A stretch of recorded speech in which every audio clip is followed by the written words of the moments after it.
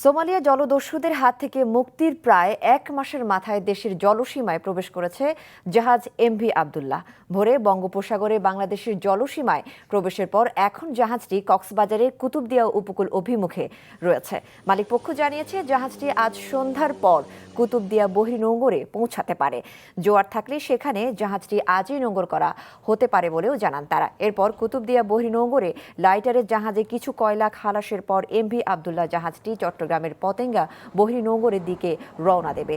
জাহাজের 23 নাবিককে কাল বিকেল 4টার দিকে চট্টগ্রামের সদরঘাট জেটিতে আনা হতে পারে বলে জানান এসআর শিপিং এর প্রধান নির্বাহী মেহেরুল করিম।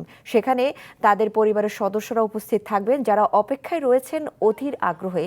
এর আগে গত 1 মে সংযুক্ত আরব আমিরাতের ফুজাইরা বন্দর থেকে জ্বালানি ও রসদ নিয়ে চট্টগ্রামের পথে রওনা দেয় জাহাজটি। 32 দিন জিম্মির পর গত 14 এপ্রিল মুক্তিপণের বিনিময়ে জলদস্যু মুক্ত হয় জাহাজটি।